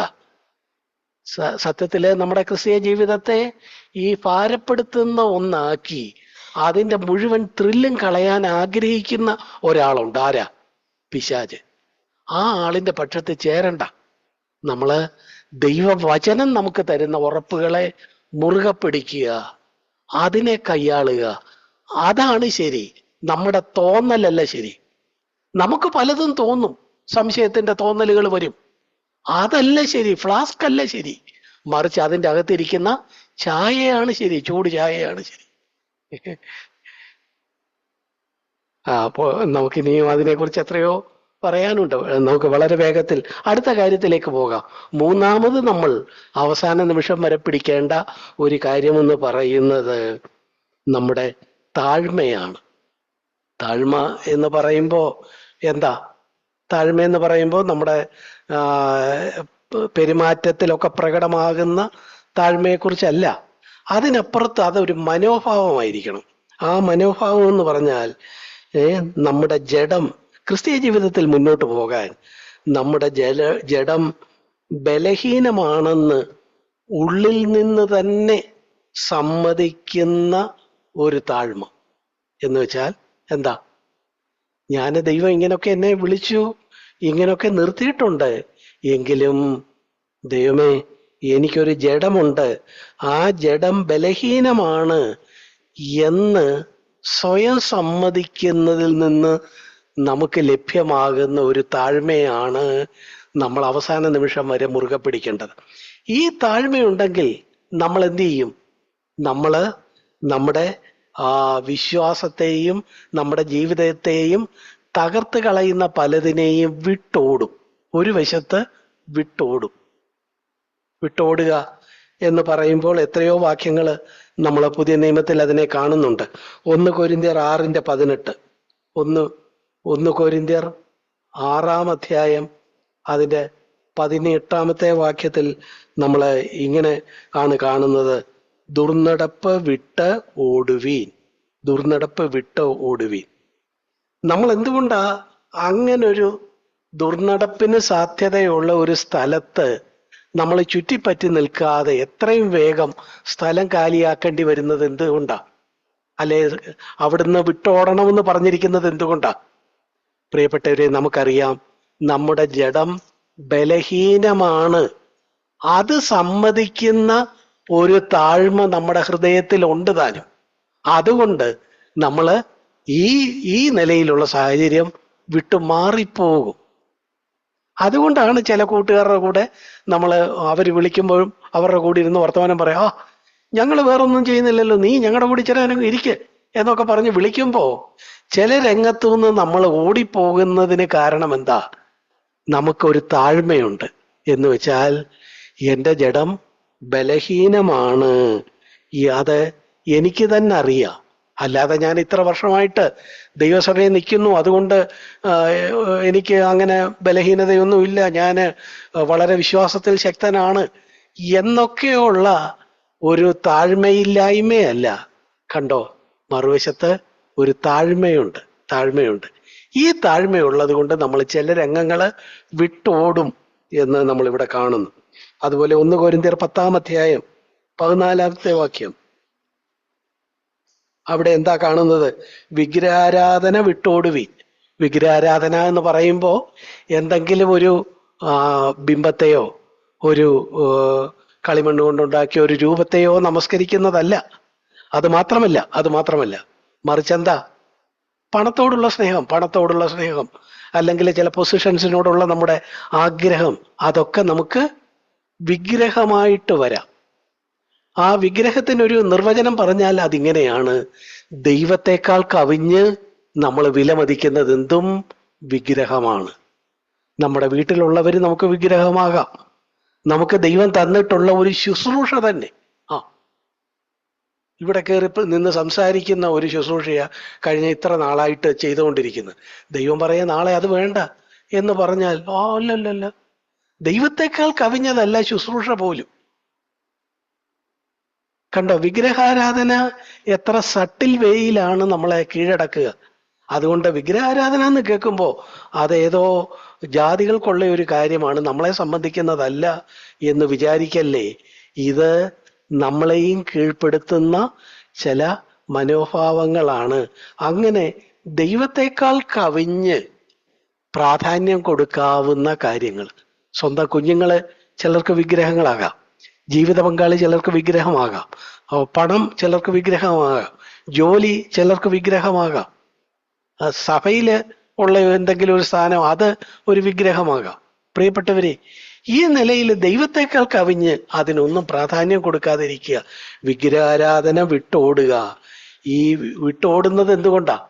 നമുക്ക് നമ്മുടെ ജഡം ചിലപ്പോൾ അതിന് വിധേയമായി പോകാം എന്നുള്ള ആരോഗ്യകരമായ ഒരു ഭയം ഉള്ളിൽ നിന്ന് ഉണ്ടാകുമ്പോ അത് നമ്മളെ തന്നെ ഒന്ന് കുറച്ച് കാണുന്നതാ. എനിക്കതിന് ശക്തിയില്ല, ഞാൻ ചിലപ്പോൾ വീണ് പോയേക്കും, ഞാൻ ചിലപ്പോൾ താളടിയായി പോയേക്കും എന്ന് കരുതുമ്പോ അതെന്താ? തന്നെ തന്നെ കുറച്ച് കാണുന്നതാ. അതാണല്ലോ താഴ്മ. തന്നെ തനിക്കതിന് ശക്തിയില്ല എന്ന് പറഞ്ഞ് അതിൽ നിന്ന് മാറി നിൽക്കുന്ന ആ ഒരു താഴ്മ, ആ താഴ്മയുണ്ടെങ്കിൽ നമ്മൾ ഇങ്ങനെയുള്ള കാര്യങ്ങളെ വിട്ടോടും. നമ്മളെ വിട്ടോടുന്ന ആ വാക്യത്തോട് ചേർന്ന് എത്രയോ ഇടത്ത് ഈ കാര്യം പറയുന്നുണ്ട്. 1 തീമോഥെയോസ് 6-ാം അധ്യായം അതിന്റെ 11-ാമത്തെ വാക്യം. 1 തീമോഥെയോസ് 6-ന്റെ 11-ാമത്തെ വാക്യം. തീമോഥെയോസിനോട് പൗലോസ് പറയുമ്പോ അവിടെ വിട്ടോടേണ്ടതും അതുപോലെ തന്നെ പിടിച്ചുകൊള്ളേണ്ടതുമായ ചില കാര്യങ്ങളെ കുറിച്ച് പറയുന്നുണ്ട്.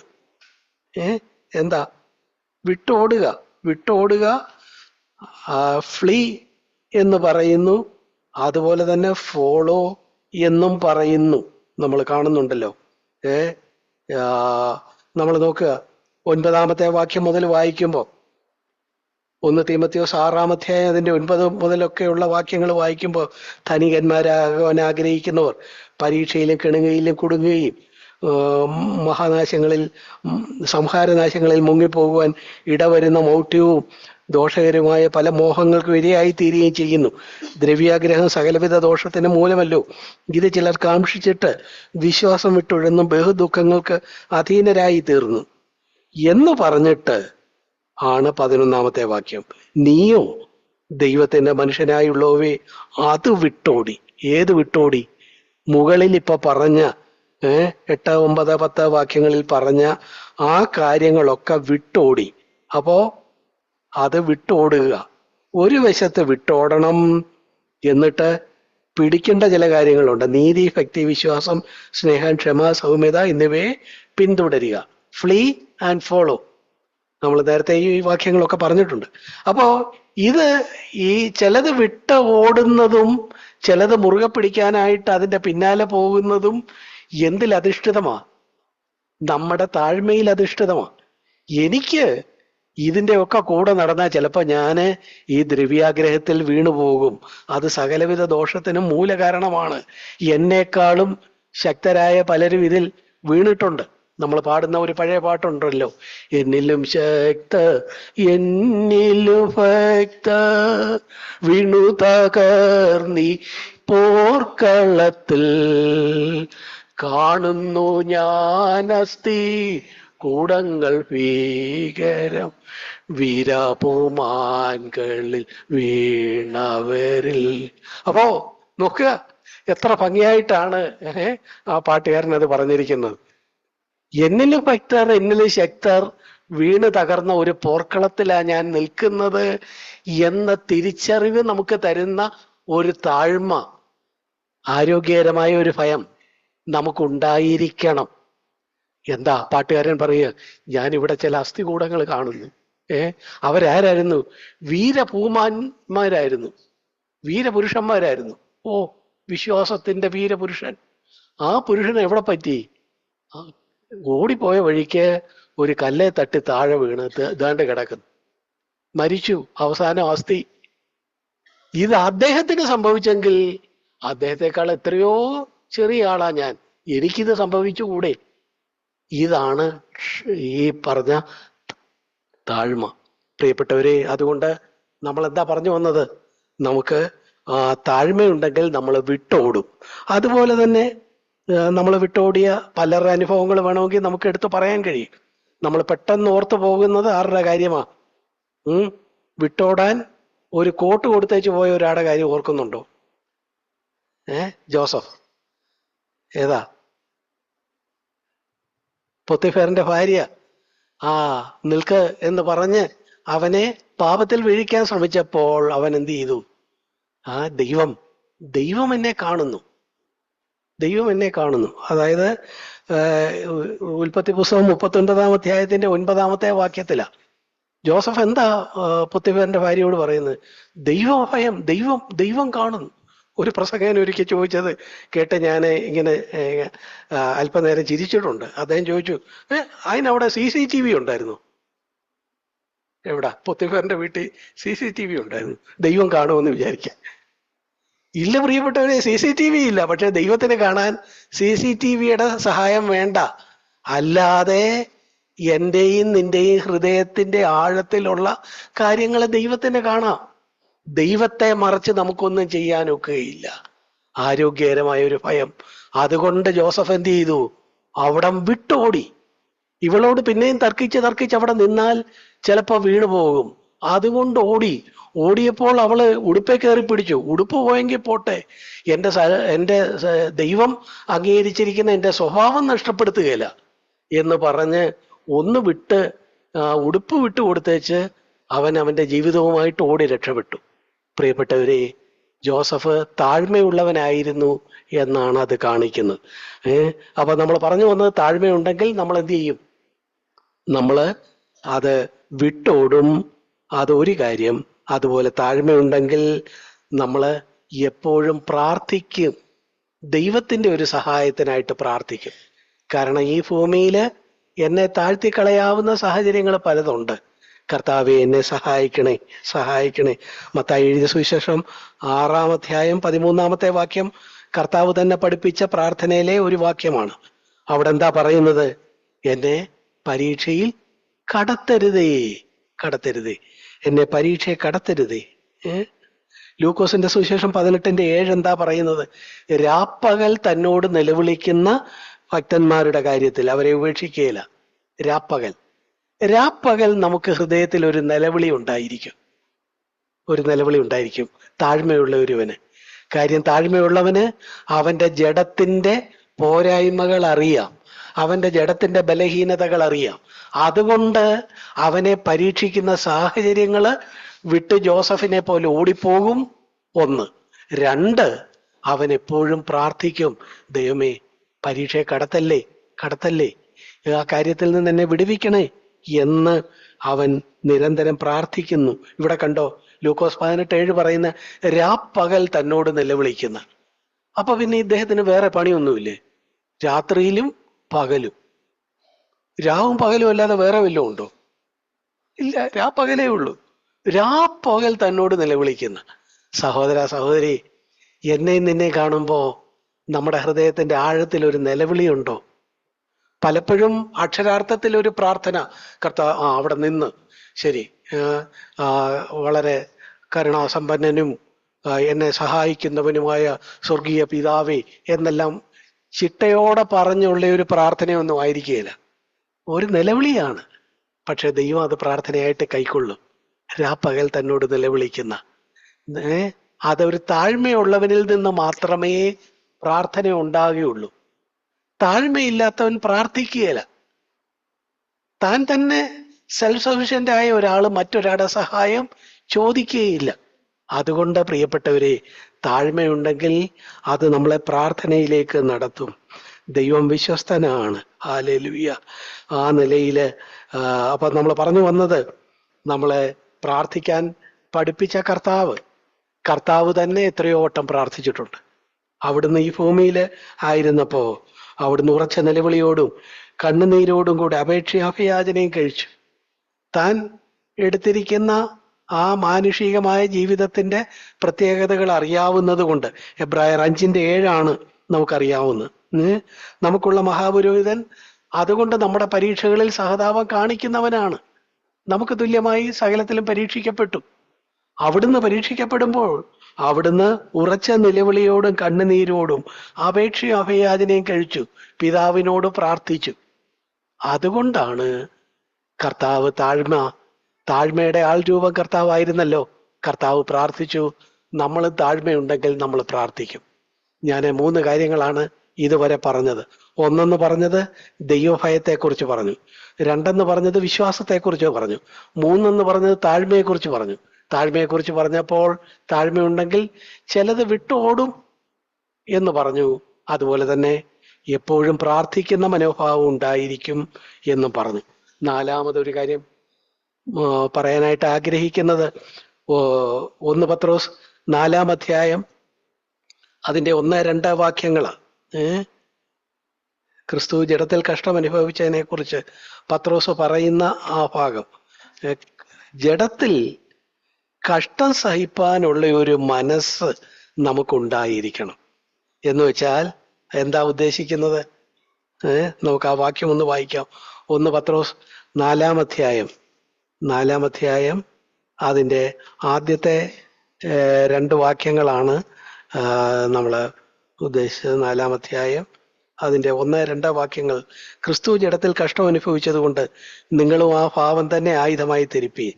ജഡത്തിൽ കഷ്ടം അനുഭവിച്ചവൻ ജഡത്തിൽ ശേഷിച്ചിരിക്കുന്ന കാലം ഇനി മനുഷ്യരുടെ മോഹങ്ങൾക്കല്ല ദൈവത്തിന്റെ ഇഷ്ടത്തിനത്രേ ജീവിക്കേണ്ടതിന് പാപം വിട്ടൊഴിഞ്ഞിരിക്കുന്നു. അപ്പൊ പാപം വിട്ടൊഴിയണമെങ്കിൽ നമ്മളെന്താണ്? നമുക്കിഷ്ടമുള്ള കാര്യങ്ങളെല്ലാം ചെയ്യാൻ നമുക്കൊക്കുകയില്ല. നമ്മളെ ഇഷ്ടമുള്ള കാര്യങ്ങൾ ചെയ്യാതിരിക്കുമ്പം എന്തുണ്ട്? നമ്മുടെ ജഡത്തിലൊരു കഷ്ടമുണ്ട്. ചില കാര്യം ചെയ്യണമെന്ന് ആഗ്രഹമുണ്ട്, പക്ഷെ അത് ചെയ്യുന്നില്ല. ചെയ്യാതെ നോ എന്ന് പറയുമ്പോൾ ആ നോയിൽ എന്തുണ്ട്? ഒരു കഷ്ടതയുണ്ട്. യേശു ആ പാപം ധരിച്ചു എന്നാണ് ഇവിടെ പറയുന്നത്. നോക്കുക, ഇതൊക്കെ എത്രയോ നേരം വിശദീകരിക്കേണ്ടതാണ്. ക്രിസ്തു ആ പാപമായിരുന്നു ധരിച്ചത്. താൻ ഇവിടെ ജഡത്തിൽ ഭൂമിയിലായിരുന്നപ്പോൾ അവിടുന്ന് ക്രിസ്തു ജഡത്തിൽ ഒരു കഷ്ടം അനുഭവിച്ചു. ആ പാപം തന്നെ നിങ്ങളും ധരിപ്പീൻ.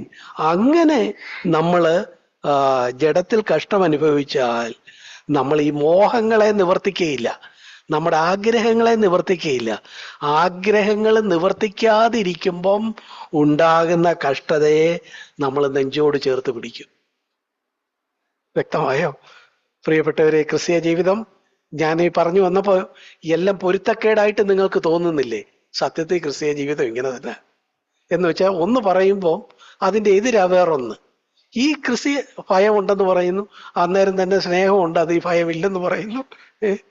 എന്ന് പറഞ്ഞതുപോലെ നമ്മൾ ഈ പറഞ്ഞു വരുമ്പോ വിശ്വാസത്തോടെ ദൈവം എല്ലാം ചെയ്തോളും, അവന് നന്ദി പറഞ്ഞങ്ങ് പോയാ മതി എന്ന് പറയുമ്പോ തന്നെ അതിന്റെ ഒരു മറുവശം എന്താ?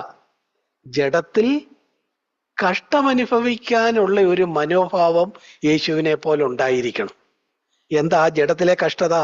അടി കൊള്ളുകയോ അല്ലെങ്കിൽ കുരിശിൽ തറയ്ക്കുകയോ ചെയ്യുന്ന അക്ഷരാർത്ഥത്തിലുള്ള ഒരു കഷ്ടതയാണോ? അല്ല. മറിച്ച് ഇവിടെ എന്താ പറഞ്ഞേക്കുന്നത്? മോഹങ്ങളോട് നോ എന്ന് പറയുമ്പോൾ, നമ്മുടെ സ്വാഭാവികമായ ചില പാപ കാര്യങ്ങളോടുള്ള നമ്മുടെ ആസക്തിയോട് നമ്മൾ നോ എന്ന് പറയുമ്പോൾ നമ്മൾ ജഡത്തിൽ ഒരു കഷ്ടം അനുഭവിക്കുകയാണ്. നമ്മൾ ആ ജഡത്തിൽ കഷ്ടം അനുഭവിക്കുന്ന ആ ഒരു മനോഭാവം, ആ ഒരു മനസ്സ് മുറുകെ പിടിച്ചു കൊള്ളണം. അതിന് മാതൃക ഇതാ കർത്താവിനെ കുറിച്ച് തന്നെയാണ് പറയുന്നത്. ഈ കാര്യം ഒക്കെ ഒത്തിരി വേണമെങ്കിൽ നമുക്ക് വിശദീകരിക്കാം, സമയം മുന്നോട്ട് പോകുന്നല്ലോ. ഞാൻ മറ്റൊരു കാര്യം കൂടെ, 5-മതൊരു കാര്യം കൂടെ പറയാനായിട്ട് ആഗ്രഹിക്കുന്നു. അതെന്ന് പറയുന്നത് ഫിലിപ്പിയർക്ക് എഴുതിയ ലേഖനം 3-ാം അധ്യായത്തിൽ നിന്നാണ് ആ വാക്യം. ഫിലിപ്പിയർക്ക് എഴുതിയ ലേഖനം അതിൻ്റെ 3-ാം അധ്യായം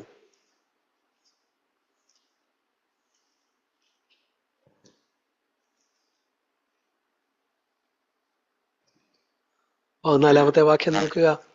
അവിടെ ഒന്ന് ഞാൻ ചെയ്യുന്നു, പിൻപിലുള്ളത് മറന്നും മുൻപിലുള്ളതിന് ആഞ്ഞും കൊണ്ട് ക്രിസ്തുയേശുവിൽ ദൈവത്തിന്റെ പരമവിളിയുടെ വിരുദ്ധനായി ലാക്കിലേക്ക് ഓടുന്നു. 15 നമ്മിൽ തികഞ്ഞവരൊക്കെയും ഇങ്ങനെ തന്നെ ചിന്തിച്ചു കൊള്ളുക. 14-ാമത്തെ വാക്യത്തിൽ എന്താ? ഫിലിപ്പിയർ 3:14 അപ്പോസ്തലനായ പൗലോസിന്റെ സാക്ഷ്യമാണ്. പൗലോസ് പറയുന്ന സാക്ഷ്യം എന്താ? ഞാന് എന്തെല്ലാം കാര്യങ്ങൾ വന്നാലും അതിൽപ്പെട്ട് അവിടെ നിൽക്കാതെ ഞാൻ മുന്നോട്ടോടുന്നു. Press on to perfection. Press on.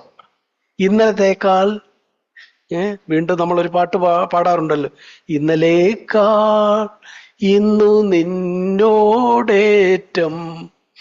ഇന്നലേക്കാൾ ഇന്നു നിന്നോടേറ്റം ചേർന്നു ജീവിക്കേണം ഞാൻ വന്ദനം.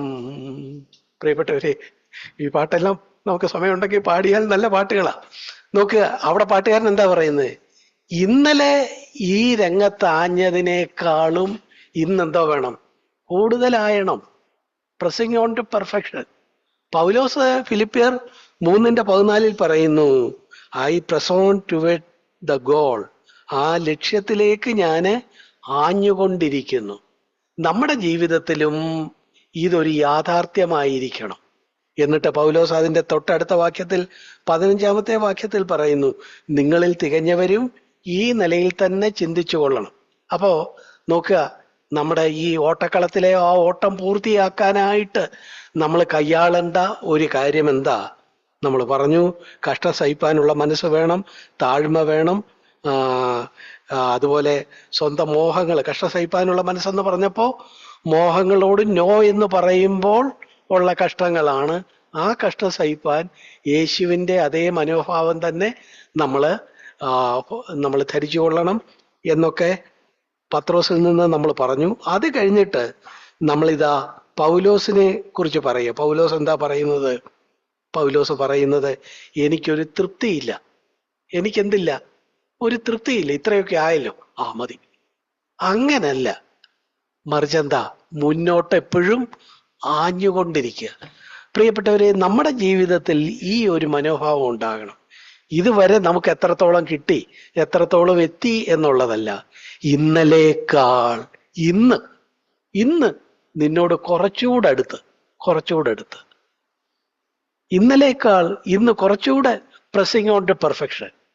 നിങ്ങളിൽ തികഞ്ഞവരൊക്കെ ഉണ്ടെങ്കിൽ അവര് തികഞ്ഞു എന്ന് പറഞ്ഞ് തൃപ്തിപ്പെട്ടിരിക്കാതെ എന്നെ പോലെ ഈ പ്രസ് ഓൺ ടു പെർഫെക്ഷനിൽ മുന്നേറി വരിക എന്നാണ് ഫിലിപ്പിയർ 3:14 തുടർന്ന് 15 പൗലോസ പറയുന്നത്. പ്രിയപ്പെട്ടവരെ, നമ്മൾ അങ്ങനെ മുന്നേറിക്കൊണ്ടിരുന്നില്ലെങ്കിൽ എന്താ ഉള്ളത്? ഒരു ദൈവഭക്തൻ പറഞ്ഞു, ഈ ക്രിസ്തീയ ജീവിതം നരകത്തിലേക്ക് ചാഞ്ഞു കിടക്കുന്ന ഒരു വഴിയാന്ന് പറഞ്ഞു. എന്ന് വെച്ചാൽ എന്താ? നരകം താഴെയാന്നറിയാമല്ലോ. അപ്പൊ നരകത്തിലേക്കുള്ള ഒരു ഇറക്കമായത്. നമ്മൾ എന്തോ ചെയ്തുകൊണ്ടിരുന്നോണം? നമ്മൾ മുന്നോട്ട് ഓടിക്കൊണ്ടിരുന്നോണം. ഇല്ലാതെ അവിടെ സ്റ്റാഗ്നന്റ് ആയിട്ട് നിന്ന് പോയാൽ ഈ ഇറക്കം ഇങ്ങനെ താഴോട്ടാ. താണ് എവിടെ ചെല്ലും? നരകത്തിൽ ചെല്ലും. ഇറക്കത്തിലേക്കുള്ള ചായ്വാണ് സ്റ്റാഗ്നന്റ് പൊസിഷൻ. മതി, തൃപ്തി, ഇത്രയൊക്കെ മതി. അങ്ങനെയല്ല. അവസാന നിമിഷം വരെ എനിക്കത് പിടിക്കാമോ എന്ന് വെച്ച് ഞാൻ മുന്നോട്ട് ആഞ്ഞുകൊണ്ടിരിക്കുന്നു. പ്രിയപ്പെട്ടവരെ, നമ്മൾ എന്തൊക്കെയാ പറഞ്ഞത്? ദൈവഭയത്തെക്കുറിച്ച് പറഞ്ഞു. ദൈവഭയം അത് സങ്കീർത്തനങ്ങളിൽ നമ്മൾ കാണുന്നുണ്ട്, സദൃശവാക്യങ്ങളിൽ കാണുന്നുണ്ട്, യെശയ്യാവ് പറയുന്നുണ്ട്, ഇയ്യോബ് പറയുന്നുണ്ട്. നമ്മളെ സംബന്ധിച്ചിടത്തോളം ആരോഗ്യകരമായ ഒരു ഭയമാണ്. എന്നെ സ്നേഹിക്കുന്ന, എന്നെ വീണ്ടെടുത്ത, എനിക്ക് വേണ്ടി അവസാനത്തുള്ള രക്തം വരെ തന്ന കർത്താവിനെ ഞാൻ വിഷമിപ്പിക്കുമോ എന്ന ഒരു ആരോഗ്യകരമായ ഭയം നമ്മൾ മുറുകെ പിടിക്കേണ്ട ഒരു കാര്യമാണ്. രണ്ടാമത്, വിശ്വാസത്തെക്കുറിച്ച് നമ്മൾ പറഞ്ഞു. എൻ്റെ നീതിമാനാണെങ്കിലും ആ നീതിമാൻ എങ്ങനെ ജീവിക്കാനൊക്കെ ഉള്ളൂ? വിശ്വാസത്താലേ ജീവിക്കാനൊക്കെ ഉള്ളൂ. ഈ വിശ്വാസം എന്ന് പറഞ്ഞപ്പോ അതിനെക്കുറിച്ചുള്ള ചില തെറ്റിദ്ധാരണകളെ കുറിച്ച് നമ്മൾ പറഞ്ഞു. ദൈവത്തെ നോക്കി ദൈവം ചെയ്യുന്ന കാര്യങ്ങളോട് യേശു പറയുന്നതാണ് വിശ്വാസം. നമ്മിൽ തന്നെ നോക്കി നിരാശപ്പെട്ടു പോയി പുറകോട്ട് പോകുന്നതല്ല. തീർച്ചയായിട്ടും സംശയത്തിന്റെ ഫ്ലാസ്കിലാ വിശ്വാസം ഇരിക്കുന്നത്. പക്ഷെ ഫ്ലാസ്കിനെ താലോലിക്കണ്ട, അതിൻ്റെ അകത്തുള്ള ആ ദൈവം ചെയ്യുന്ന കാര്യങ്ങളെ വിലമതിക്കുക, അതിനെ നോക്കുക, അതിനാമേൻ പറയുക. അതാണ് ശരി, എൻ്റെ തോന്നലല്ല ശരി, ദൈവം പറഞ്ഞിരിക്കുന്ന ദൈവവചനമാണ് ശരി. ആ വചനം എന്ത് പറഞ്ഞിരിക്കുന്നു? എൻ്റെ മോനെ മോളെ, നിന്നിൽ ഒരു നല്ല പ്രവൃത്തി ആരംഭിച്ചെങ്കിൽ ഞാനത് ക്രിസ്തുവിന്റെ നാളോളം അത് തികയ്ക്കും, പെർഫെക്റ്റ് ആക്കും. അതാ ശരി, അല്ലാതെ എൻ്റെ തോന്നലല്ല ശരി. ആ ദൈവവചനത്തിൽ കാണുന്ന സത്യങ്ങളോട് യേശു പറയുന്നതാണ് വിശ്വാസം എന്ന് നമ്മൾ പറഞ്ഞു. അപ്പോ അടുത്ത താഴ്മയെക്കുറിച്ച് പറയുമ്പോൾ ഇപ്പൊ പറഞ്ഞതിന് അല്പം വിരുദ്ധമായ ഒരു കാര്യമല്ലേ എന്ന് തോന്നും പ്രിയപ്പെട്ടവരെ. അതാണ് ഞാൻ പറഞ്ഞത്. നമുക്കിതിനെ ഒറ്റ അടിക്ക് പെട്ടെന്ന് പറയാൻ ഒക്കുന്ന കാര്യമല്ല.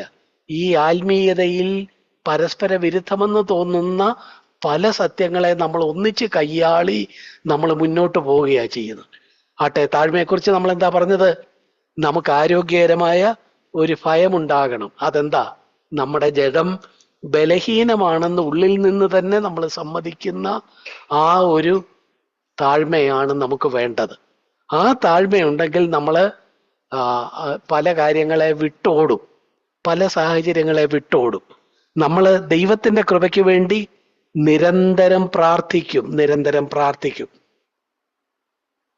പിന്നെ നമ്മൾ പറഞ്ഞു കഷ്ടം സഹിപ്പാനുള്ള ഒരു മനസ്സ് എന്ന് വെച്ചാൽ, കഷ്ടം സഹിക്കുക എന്ന് വെച്ചാൽ എന്തിനുള്ള കഷ്ടം? നമ്മുടെ ആഗ്രഹങ്ങളെ ദൈവത്തിന്റെ വചനത്തിന് വിരുദ്ധമായി തൃപ്തിപ്പെടുത്തി ഒരു സാറ്റിസ്ഫാക്ഷനിൽ എത്തുന്നതിന് എതിരെ നമ്മൾ നിൽക്കുകയും നമ്മുടെ അത്തരം താല്പര്യങ്ങളോട് നോ എന്ന് പറയുകയും, ആ നോ എന്ന് പറയുമ്പോൾ അത് നമുക്ക് ഉള്ളിൽ തരുന്ന ആ വിഷമവും കഷ്ടവും സന്തോഷത്തോടെ സഹിക്കുകയും ചെയ്യാൻ ഉള്ള ആ നിലയിലുള്ള കഷ്ടം സഹിപ്പാനുള്ള ഒരു മനസ്സ്. ഇത് നമ്മളല്ല ആദ്യം കൊണ്ട് നടന്നത്. ആരാ കൊണ്ട് നടന്നത്? പത്രോസ് യേശുവിനെ കുറിച്ച് അത് പറഞ്ഞു. അവിടുന്ന് ക്രിസ്തു ജഡത്തിൽ കഷ്ടം അനുഭവിച്ചു. തീർച്ചയായിട്ടും അവിടുന്ന് പടയാളികളുടെ ആ നിലയിലുള്ള ശാരീരിക ഉപദ്രവങ്ങൾ സഹിച്ചു. അപ്പൊ തന്നെ 33.5 വർഷം താൻ മനുഷ്യനായിട്ട് ഈ ഭൂമിയിൽ ജീവിച്ചപ്പോ കർത്താവ് ഈ നിലയില് ദൈവത്തിനെതിരായിട്ട് തൻ്റെ പിതാവിനെ വിഷമിപ്പിക്കുന്ന ഒന്നും ചെയ്യരുത് എന്ന് വിചാരിച്ച് ചില കാര്യങ്ങളോട് നോ എന്ന് പറഞ്ഞു. അതില് കഷ്ടം സഹിച്ചു. ആ കഷ്ടം സഹിപ്പാനുള്ള മനസ്സ് നമുക്കും ഉണ്ടായിരിക്കണം എന്നാണ് പറഞ്ഞത്. ഒടുവിലായിട്ട് നമ്മൾ പറഞ്ഞത് നമ്മൾ മുന്നോട്ടായുന്നവരായിരിക്കണം. അല്ലാതെ കുറച്ച് കഴിയുമ്പോൾ നമ്മൾ തൃപ്തിയായി മതി, ഇത്രയൊക്കെ മതി എന്ന് പറഞ്ഞിരിക്കരുത്. ഇരുന്നാൽ നരകത്തിലേക്കുള്ള വഴി ഒരിറക്കമാണ്, ഒരു ചായ്വാണ് എന്ന് നമ്മൾ പറഞ്ഞു. മറിച്ച് പൗലോസിനെ പോലെ പ്രസിംഗ് ഓൺ ടു പെർഫെക്ഷൻ, മുന്നോട്ട് ആഞ്ഞുകൊണ്ടേയിരിക്കുക അവസാന ശ്വാസം വരെയും, അങ്ങനെ മുന്നോട്ട് പോവുക. ഇത് ഒക്കെ നമ്മളെ എന്ത് ചെയ്യാൻ സഹായിക്കും? തീർച്ചയായിട്ടും വിജയകരമായ ഒരു ജീവിതത്തിലേക്ക് നമ്മുടെ ഓട്ടം പൂർത്തിയാക്കാൻ. ആ ഓട്ടത്തില് ചിലപ്പോൾ അത് ചിലർക്ക് 80 വയസ്സ് കൊടുത്തെന്നിരിക്കാം, ചിലർക്ക് 40 വയസ്സേ കൊടുത്തുള്ളൂ എന്നിരിക്കാം. പക്ഷെ 40 വയസ്സുകാരനും 80 വയസ്സുകാരനും ഒരുപോലെ എന്ത് വേണം? ഓട്ടം പൂർത്തിയാക്കണം. ആ പൂർത്തിയാക്കാൻ ഈ 5 കാര്യങ്ങളെ നമ്മൾ മുറുകെ പിടിക്കുക. ഇത് നമ്മൾ മുറുകെ പിടിക്കുമ്പോൾ തീർച്ചയായിട്ടും ദൈവം നമ്മോടൊപ്പം ഉണ്ടാകും.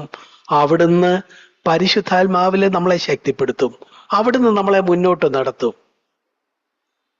ക്രിസ്തീയ ജീവിതം ഒരളവിൽ വളരെ ത്രില്ലിംഗ് ആയ ഒരു ജീവിതമാണ്. ഇതിനെ നിരാശാഭരിതമായ ഒരു ജീവിതമെന്ന് ചിത്രീകരിക്കാനാണ് പിശാചിന് താല്പര്യം. അവന്റെ കൂടെ ചേർന്ന് നിരാശപ്പെട്ടു പോകല്ലേ. ഇതിൻ്റെ അകത്തെ ത്രില്ല് അനുഭവിക്കുന്നവരായിട്ട് കർത്താവിനോട് ചേർന്ന് നിൽക്കുക, ദൈവവചനത്തോട് ചേർന്ന് നിൽക്കുക. നമ്മുടെ തോന്നലുകളോ അടിമപ്പെട്ട് നിരാശപ്പെട്ടു പോകല്ലേ. ക്രിസ്തീയ ജീവിതം സന്തോഷ ജീവിതമാണ്. പ്രിയപ്പെട്ടവരെ, കർത്താവ് നമ്മുടെ കൂട്ടാളിയാണ്. നമ്മളെ ഈ ഓട്ടക്കളത്തിൽ വിളിച്ചിറക്കിയിട്ട് അവിടുന്ന് മാറി നിൽക്കുന്നില്ല. ഹല്ലേലൂയ. ഈ ഓട്ടം പൂർത്തിയാക്കാനുള്ള എല്ലാ ഊർജങ്ങളും അവിടുന്ന് നമുക്ക് നൽകും. Hallelujah, hallelujah.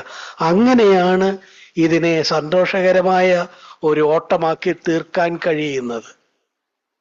പ്രിയപ്പെട്ടവരെ, കർത്താവിന് ദൈവവചനത്തിൽ നമ്മൾ കാണുന്നതാണ് ശരി, അല്ലാതെ നമ്മുടെ തോന്നലുകളല്ല ശരി. ഈ സത്യങ്ങളെ നമുക്ക് മുറുകെ പിടിക്കാം. ഹല്ലേലൂയ. ആരോഗ്യകരമായ ഒരു ദൈവഭയം നമുക്ക് ഉണ്ടായിരിക്കണം. അത് ഉണ്ടായിരിക്കുമ്പോൾ തന്നെ സ്നേഹത്തിൽ അധിഷ്ഠിതമായ ഒരു ഭയമാണത് എന്ന് നമ്മൾ പറഞ്ഞു. ഹല്ലേലൂയ. വിശ്വാസം നമുക്കുണ്ടായിരിക്കണം. വിശ്വാസം എന്ന് പറഞ്ഞാൽ കർത്താവ് വചനത്തിൽ പറഞ്ഞിരിക്കുന്ന കാര്യങ്ങളോട് ആമീൻ പറയുന്നതാണ്. നമ്മളാകുന്ന ഫ്ലാസ്കിനെ, നമ്മുടെ സംശയത്തിന്റെ ഫ്ലാസ്കിനെ നമ്മൾ താലോലിക്കല്ലേ. അതിനപ്പുറത്ത് അതിൽ പകർന്നിരിക്കുന്ന ദൈവത്തിൻ്റെതായ ആ ശക്തിയെ, അതിനെ നോക്കി അതിന് നന്ദി പറയുക. Hallelujah, hallelujah, hallelujah. നമ്മൾ താഴ്മയെ അവസാന നിമിഷം വരെ മുറുകെ പിടിക്കണം. താഴ്മയുണ്ടെങ്കിൽ ജഡത്തിൽ നമ്മളെ വീഴ്ത്തിക്കളയാവുന്ന സാഹചര്യങ്ങളെ വിട്ടോടും. ജോസഫ് വിട്ടോടി നമ്മൾ വിട്ടോടും. അതുപോലെ തന്നെ നമ്മൾ പറഞ്ഞു, ആ താഴ്മയുണ്ടെങ്കിൽ നിരന്തരം നമ്മൾ ദൈവത്തിൽ ആശ്രയിക്കും, പ്രാർത്ഥിക്കും. ഹല്ലേലൂയ. കഷ്ടങ്ങൾ സഹിപ്പാനുള്ള മനസ്സ്, അതാണ് നാലാമത് നമ്മൾ പറഞ്ഞത്. അല്ലാതെ ജഡീകമായ ഇച്ഛകളെയൊക്കെ സാറ്റിസ്ഫൈ ചെയ്ത് ഇവിടെ കിട്ടുന്ന ചെറിയ സന്തോഷത്തെ നമ്മൾ വിലമതിക്കുകയില്ല. അതിനോട് നോ എന്ന് പറയുമ്പോൾ ഉള്ള കഷ്ടത്തെ നമ്മൾ ഏറ്റെടുക്കും, അതിനെ വിലമതിക്കും. ആ കാര്യമാണ് നമ്മൾ പറഞ്ഞത്. പ്രിയപ്പെട്ടവരെ, നമ്മൾ ഒടുവിലായിട്ട് പറഞ്ഞത് പ്രസിംഗ് ഓൺ ടു പെർഫെക്ഷൻ. എത്ര നമ്മൾ മുന്നോട്ട് പോയാലും നമ്മളെ ക്രിസ്തീയ ജീവിതത്തിൽ മതി എന്ന് വെക്കുന്നില്ല, പിന്നെയും മുന്നോട്ട് പോവുക. Hallelujah, hallelujah. നമുക്ക് കരങ്ങൾ ഉയർത്തി ദൈവത്തെ സ്തുതിക്കാം. Hallelujah, hallelujah. കർത്താവേ, സ്തോത്രം കർത്താവേ. ഈ ക്രിസ്തീയ ജീവിതത്തിൽ ഞങ്ങളെ അവിടുന്ന് ഒറ്റയ്ക്കാക്കാത്തതിനായിട്ട് സ്തോത്രം. അവിടുന്ന് ഞങ്ങളോടൊപ്പം ഉള്ളതിനായിട്ട് സ്തോത്രം. Hallelujah, hallelujah, hallelujah.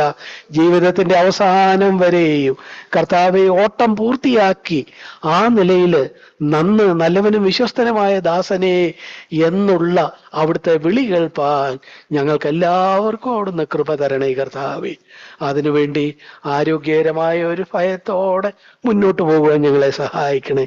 വിശ്വാസമുള്ളവരായിട്ടായിരിക്കാൻ ഞങ്ങളെ സഹായിക്കണേ. താഴ്മയുള്ളവരായിട്ടായിരിക്കാൻ ഞങ്ങളെ സഹായിക്കണേ. കഷ്ടം സഹിപ്പാനുള്ള ഒരു മനസ്സ് ഞങ്ങൾക്ക് തരണേ കർത്താവേ. ഹല്ലേലൂയ. അതുപോലെ തന്നെ കർത്താവേ, ആ മുന്നോട്ട് ആഞ്ഞുകൊണ്ടേ ഇരിപ്പാൻ ഞങ്ങളെ സഹായിക്കണേ കർത്താവേ. ഇതൊക്കെയും ദൈവമേ ഞങ്ങളുടെ ഒരു തീരുമാനം കൊണ്ട് കഴിയില്ല, അവിടുന്ന് ഞങ്ങളെ സഹായിക്കും. ദൈവമേ, ഞങ്ങളുടെ ആഗ്രഹങ്ങൾ അവിടുത്തെ മുൻപാകെ വയ്ക്കുന്നു, അവിടുന്ന് ഞങ്ങളെ സഹായിക്കും, ഞങ്ങളത് വിശ്വസിക്കുന്നു. Hallelujah, hallelujah, hallelujah. ഞങ്ങളെ ഒന്നിച്ച് അനുഗ്രഹിക്കണേ ദൈവമേ. ഓട്ടം പൂർത്തിയാക്കാതെ പാതി വഴിക്കിട്ടിട്ട് പോകുവാനിടയാകാതെ കർത്താവേ, ഞങ്ങളുടെ മുമ്പിൽ എത്ര നാളുകളുണ്ടെന്ന് ഞങ്ങൾക്ക് അറിഞ്ഞുകൂടാ. ഞങ്ങളുടെ മുമ്പിലുള്ള നാളുകൾ ഓരോ ദിവസവും ഇന്നലേക്കാൾ ഇന്ന് അങ്ങയോട് കൂടുതൽ അടുത്ത് ജീവിപ്പാൻ. Hallelujah, hallelujah, hallelujah. ഞങ്ങളെ തന്നെ സമർപ്പിക്കുന്നു. ഞങ്ങളുടെ സഹോദരന്മാരെയും സഹോദരിമാരെയും അവിടുത്തെ കരങ്ങളിൽ ഏൽപ്പിക്കുന്നു. ഞങ്ങളുടെ ചെറുപ്പക്കാർക്ക് വേണ്ടി പ്രാർത്ഥിക്കുന്നു. ഞങ്ങളുടെ കുഞ്ഞുങ്ങളെ ഞങ്ങൾ പ്രാർത്ഥിച്ച് അവിടുത്തെ കരങ്ങൾ തരുന്നു. കർത്താവേ, അവിടുത്തെ വരവ് താമസിച്ചാൽ ഈ ഓട്ടക്കളത്തിൽ അവരാണ് കൂടുതൽ നാളുകൾ നിൽക്കേണ്ടത്. ഹല്ലേലൂയ. അവർക്ക് വേണ്ട കൃപ കൊടുക്കണേ. ഈ സത്യങ്ങളെ കർത്താവേ മുറുകെ പിടിപ്പാൻ അവരെ അവിടുന്ന് സഹായിക്കണം എന്ന് പ്രാർത്ഥിക്കുന്നു. ഞങ്ങളെ ഒന്നിച്ച് അനുഗ്രഹിച്ചതിനായിട്ട് സ്തോത്രം. യേശു കർത്താവിന്റെ വിലയേറിയ നാമത്തിൽ തന്നെ. ആമേൻ.